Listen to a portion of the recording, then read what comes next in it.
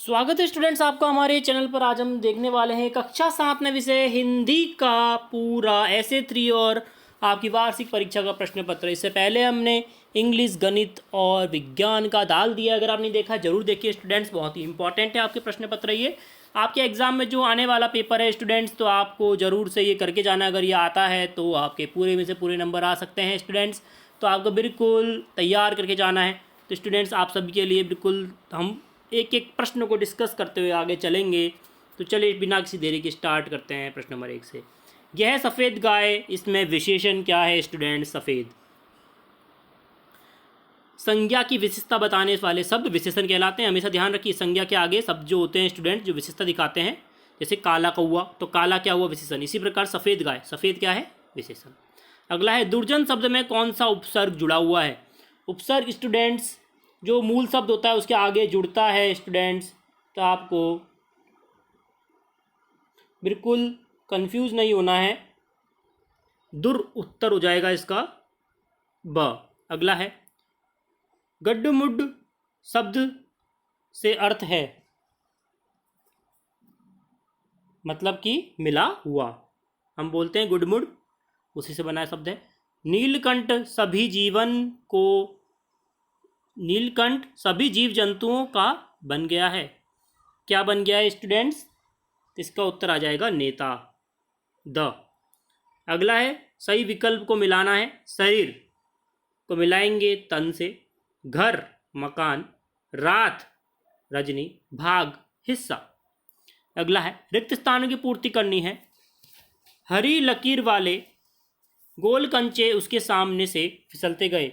Student इसमें क्या लिखेंगे हम? इसमें लिखेंगे हम सफ़ेद। सफ़ेद उत्तर आ जाएगा इसका, हरी लकीर वाले सफ़ेद गोल कंचे। अगला है हम, इसमें क्या आ जाएगा? पंछी उन्मुक्त गगन की। अगला है उन्नति का विलोम होता है अवनति। रक्त लाल क्या आ जाएगा स्टूडेंट यहाँ पे हमारा? द्रव, तो द्रव आ जाएगा, द्रव के समान दिखाई देता है। अगला है सत्य असत्य बचाना है। सफ़ेद कण हमारे शरीर के वीर सिपाही हैं, तो स्टूडेंट्स बिल्कुल सत्य हो जाएगा। अगला है दुष्ट आदमी उस बच्ची को उठाकर ले जाना चाहता था, बिल्कुल सत्य है। अगला है यासु की चांद को मलेरिया था, स्टूडेंट्स ये गलत हो जाएगा, असत्य। अगला है माधवदास को चिड़िया सुंदर लगी, गलत है, असत्य लिखेंगे। अगला है प्रश्नों के उत्तर देने हैं स्टूडेंट्स। लेटर बॉक्स को सभी लाल ताऊ कहकर क्यों पुकारते थे स्टूडेंट्स?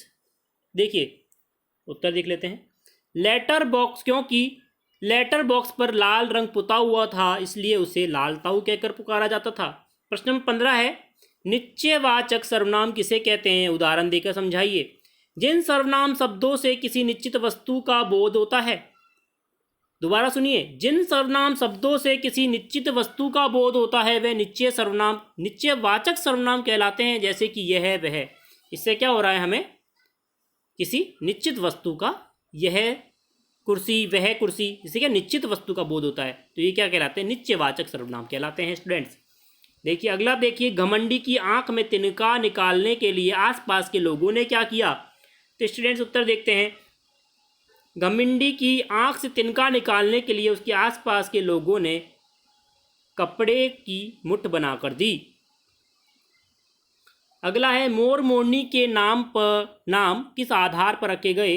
नीली गर्दन होने के कारण मोर का नाम नीलकंठ, और मोरनी की हमेशा उसकी छाया के समान रहने के कारण राधा नाम रखा गया। तो स्टूडेंट इंपॉर्टेंट प्रश्न है, देखिए नीली गर्दन होने के कारण मोर का नाम नीलकंठ, और मोरनी का हमेशा उसकी छाया के समान रहने के कारण उसका नाम राधा रखा गया था स्टूडेंट्स। अगला प्रश्न है हमारा 18। साक्षात्कार पढ़कर आपके मन में धनराज पिल्ले की कैसी छवि उभरती है स्टूडेंट्स? तो स्टूडेंट देखिए इसका उत्तर देखेंगे। साक्षात्कार पढ़कर हमारे मन में धनराज पिल्ले की यह छवि उभरती है कि वह ऊपर से देखने में तो तुनक मिजाज रखते हैं और गुस्सेल तथा अव्यवहारिक लगते हैं, लेकिन अंदर से उतने ही सरल, नरम दिल और दूसरों के आदर करने वाले, परिश्रमी तथा अच्छे खिलाड़ी होने के साथ एक अच्छे इंसान भी हैं। दोबारा देख लीजिए, याद हो जाएगा स्टूडेंट्स आपको अभी अभी। साक्षरता पढ़कर हमें हमारे मन में धनराज पिल्ले की यह छवि उभरती है कि वे ऊपर से दिखने में तो कैसे हैं, तुनक मिजाज, गुस्सेल और अव्यवहारिक, लेकिन अंदर से उतने ही सरल, नरम और दूसरों के आदर करने वाले, परिश्रमी तथा अच्छे खिलाड़ी होने के साथ एक अच्छे इंसान भी हैं। प्रश्न नंबर 19 देखिए,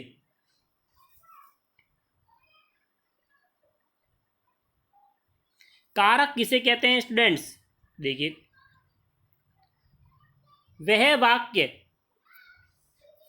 वाक्य में विभक्ति के प्रयोग के अनुसार शब्दों के परस्पर संबंध की दिशा को कारक कहते हैं। स्टूडेंट दोबारा देखिए, वाक्य में विभक्ति के प्रयोग के अनुसार शब्दों के परस्पर संबंध की दशा को कारक कहा जाता है। प्रश्न नंबर 20 देखेंगे, किन विशेषताओं के कारण हॉकी भारत का राष्ट्रीय खेल माना जाता है? स्टूडेंट 5 नंबर का प्रश्न है, 2 बार पढ़िएगा, आपको याद हो जाएगा, 5 नंबर फिक्स हो जाएंगे आपके। हॉकी भारत का पुराना खेल है। इसे राजा महाराजाओं से लेकर देहात के लोग भी बड़े चाव से खेला करते थे। यह खेल व्यायाम का सर्वोत्तम साधन था। इसके कारण इस खेल के प्रति खिलाड़ियों की रुचि कभी कम नहीं हुई। पुराने जमाने गांव के लोग पेड़ों की टहनियों के द्वारा इस खेल को खेला करते थे, इसलिए इस खेल की धन की अधिक आवश्यकता नहीं पड़ती थी। इसकी लोकप्रियता का यह सबसे प्रमुख कारण था। भारत में अंग्रेजों के बाद क्रिकेट का प्रचार प्रसार हुआ, जिससे इस खेल की अपने ही देश में उपेक्षा हुई। फिर भी इस खेल का लंबा इतिहास होने के कारण, अत्यधिक लोकप्रिय होने के कारण इसे राष्ट्रीय खेल माना जाता है।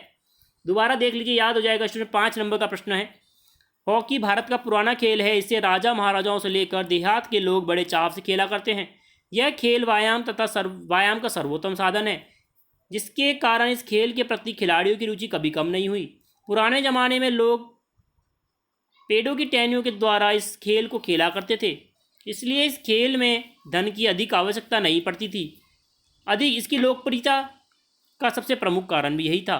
भारत में अंग्रेजों के आने के बाद क्रिकेट का प्रचार प्रसार हुआ, जिससे कि इस खेल की अपने ही देश में उपेक्षा हुई। फिर इस खेल का लंबा इतिहास होने के कारण, अत्यधिक लोकप्रिय होने के कारण इसे राष्ट्रीय खेल माना जाता है। अंतिम प्रश्न है स्टूडेंट, 5 नंबर का है, वीर कुंवर सिंह के व्यक्तित्व की कौन कौन सी विशेषताएं आपको प्रभावित करती हैं? तो स्टूडेंट ये भी हम देखेंगे। देखिए, वीर कुंवर सिंह के व्यक्तित्व की निम्नलिखित विशेषताओं ने हमें प्रभावित किया। वीर सेना, वीर कुंवर सिंह एक वीर सेनानी थे जिन्होंने 1857 में अंग्रेजों के प्रति विद्रोह में बढ़ चढ़कर हिस्सा लिया था, बल्कि उसके लिए सफल योजनाएं भी बनाई। वे युद्ध कला में पूरी तरह निपुण थे और छापामार प्रणाली के आधार पर युद्ध लड़ा करते थे। आरा पर विजय प्राप्त करने के लिए उन्होंने फौजी सलामी भी दी गई। संयोगी स्वभाव, वीर कुंवर सिंह में वीरता के साथ साथ कोमल भावनाएं थीं। वे हमेशा सभी के साथ संयोग की भावना कार्य करते थे। हिंदू और मुसलमानों के सभी त्यौहार मिलकर मनाते थे। दृढ़ संकल्पी, वीर कुंवर सिंह दृढ़ संकल्पी थे। वे हमेशा देश की रक्षा के लिए तत्पर रहते थे, इसलिए वे मरने से 3 दिन पूर्व जगदीशपुर में विजय पताका फहरा सकें। समाज सेवक, वीर कुंवर सिंह साहसी देशभक्त होने के साथ साथ एक अच्छे समाज सेवक भी थे।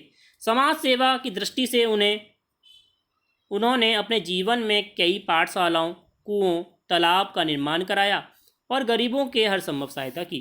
स्टूडेंट्स, वीर कुंवर की व्यक्तित्व की विशेषताएं, एक तो वीर सेनानी, संयोगी स्वभाव, दृढ़ संकल्पी और समाज सेवक। फिर आपको ये पूरा लिखना भी होगा स्टूडेंट। स्टूडेंट, ये था हमारा पेपर पूरा हिंदी का डिटेल में।